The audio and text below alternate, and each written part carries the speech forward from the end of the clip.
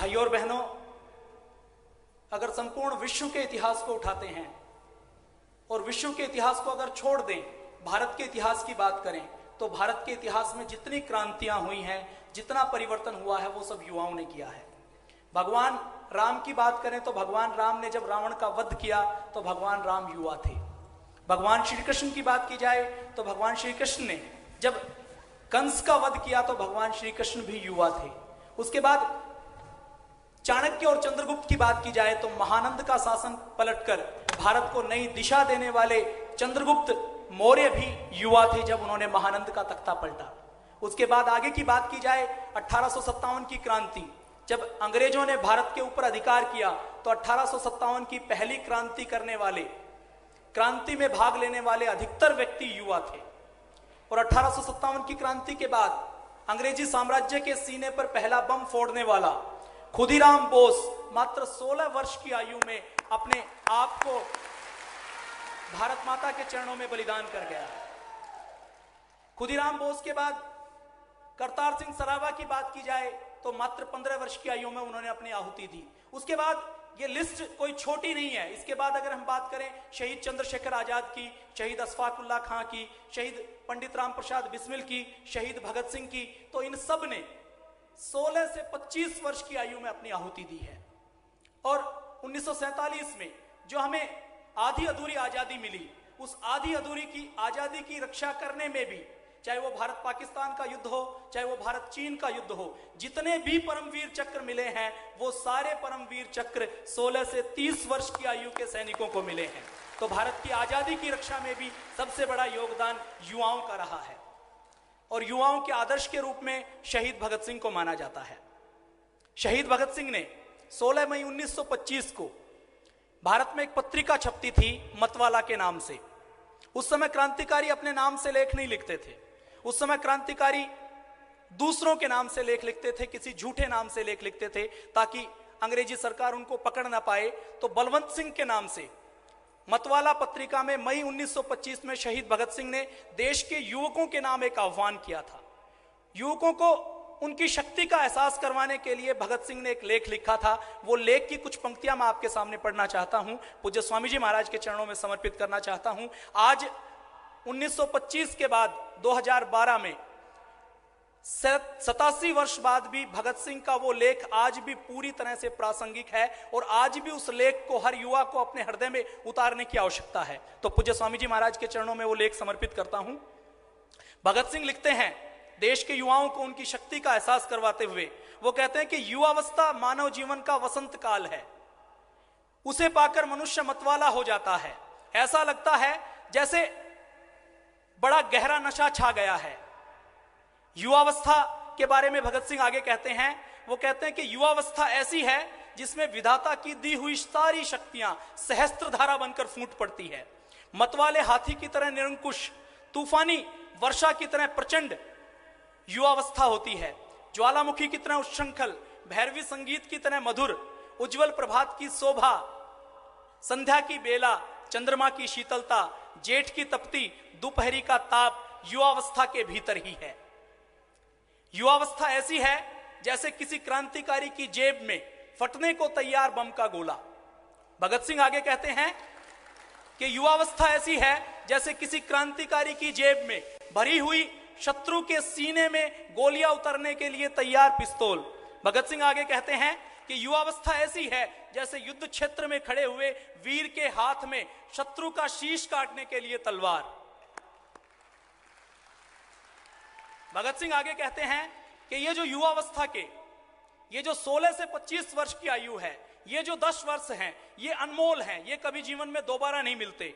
और इन 10 वर्षों में भगवान, ईश्वर, विधाता संसार का सारा साहस युवक के शरीर के अंदर डाल देता है, हाड़ मांस के पुतले में बंद कर देता है। भगत सिंह आगे कहते हैं कि 16 से 25 वर्ष की आयु में अगर कोई व्यक्ति बड़ा कार्य नहीं कर सकता तो वो जीवन में कभी कोई बड़ा कार्य नहीं कर पाएगा। भगत सिंह आगे युवकों को उनकी शक्ति का एहसास करवाते हैं। वो कहते हैं कि युवावस्था देखने में तो शस्य श्यामला वसुंधरा से भी शीतल है, सुंदर है, लेकिन उसके अंदर भूकंप की भयंकरता छिपी हुई है। युवावस्था के बारे में भगत सिंह आगे सचेत भी करते हैं। वो कहते हैं कि युवावस्था में मनुष्य के सामने दो ही मार्ग हैं, वह चाहे तो उन्नति के शिखर पर चढ़ सकता है और अगर वह गिरना चाहे तो पतन की गहरी खाई में गिर सकता है। युवावस्था चाहे, युवक चाहे तो त्यागी बन सकता है, चाहे तो विलासी बन सकता है। युवक चाहे तो देवता बन सकता है, युवक चाहे तो पिशाच बन सकता है। युवक चाहे तो आतंकवादी बनकर सारे संसार को भयग्रस्त कर सकता है और युवक अगर ठान ले तो योद्धा बनकर अपने राष्ट्र की रक्षा कर सकता है। भगत सिंह आगे कहते हैं कि सारे संसार में युवक का साम्राज्य है, युवक के कीर्तिमानों से पूरा इतिहास अटा पड़ा है। युवक रणचंडी के ललाट की रेखा है, युवक स्वदेश के यश की दुदुम्बी है, युवक ही स्वदेश का मेरुदंड है। भगत सिंह आगे कहते हैं कि युवक महाभारत के भीष्म पर्व की पहली ललकार के समान विकराल है। युवावस्था भक्त प्रहलाद के सत्याग्रह की तरह दृढ़ और अटल है। भगत सिंह आगे कहते हैं कि अगर किसी को बड़े दिल की आवश्यकता हो, विशाल हृदय की आवश्यकता हो, बलिदान की आवश्यकता हो तो उसको युवकों का दिल टटोलना पड़ेगा। भगत सिंह आगे कहते हैं कि अगर किसी को आत्मत्यागी वीर की आवश्यकता हो, किसी को राष्ट्र की रक्षा बनाने के लिए सेना बनाने के लिए योद्धाओं की आवश्यकता हो तो उसको युवकों से मांगना पड़ेगा। युवकों के सिवा और कहीं बलिदानी वीर नहीं मिल सकते।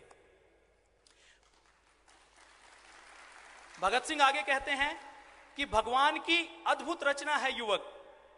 युवक का उत्साह विचित्र होता है, वह निश्चिंत है, वह असावधान है, वह बेपरवाह है, वह एक बार लगन लगा ले, एक बार संकल्प कर ले तो रात रात भर जागना उसके लिए बाएं हाथ का खेल है, मीलों दूर तक पैदल चलना उसके दाएं हाथ का खेल है। वह चाहे तो अपने देश और अपनी जाति को इतना ऊपर उठा दे, वह चाहे तो बड़े बड़े साम्राज्यों को गिरा दे।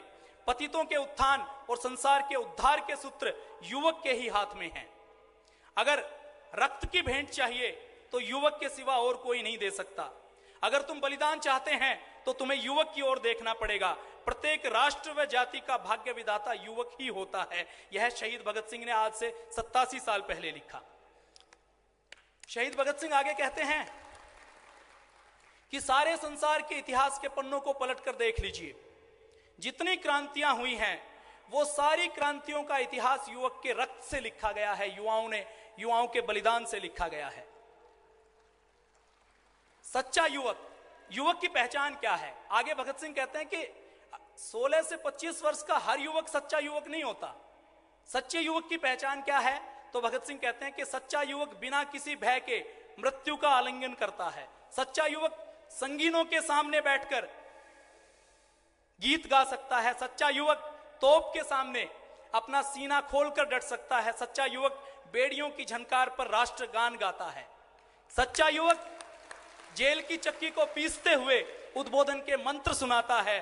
सच्चा युवक जेल की काल कोठरी के अंधकार में रहता हुआ स्वयं की युवावस्था की आहुति देता हुआ अपने राष्ट्र को अंधकार से निकालता है।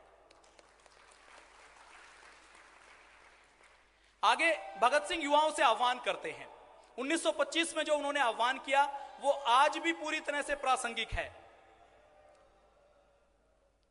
तो भगत सिंह युवाओं से क्या आह्वान करते हैं? वो कहते हैं कि हे भारतीय युवक, तू क्यों गफलत की नींद में बेखबर सो रहा है?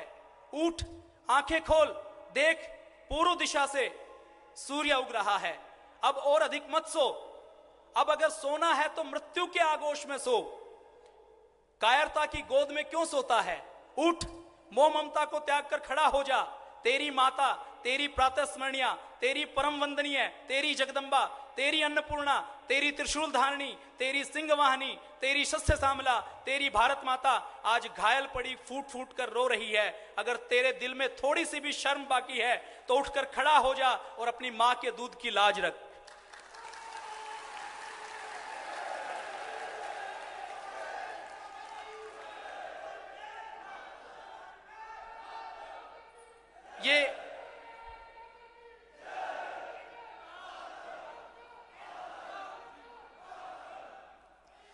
ये भगत सिंह की कुछ पंक्तियां हैं जो मैंने आपके सामने सुनाई, और भगत सिंह का यह आह्वान है कि अब देश की रक्षा के लिए हमें पूज्य स्वामी जी महाराज के नेतृत्व में खड़े हो जाना चाहिए और अपने आप को आहूत कर देना चाहिए। पूज्य स्वामी जी महाराज के चरणों में कोटि कोटि नमन।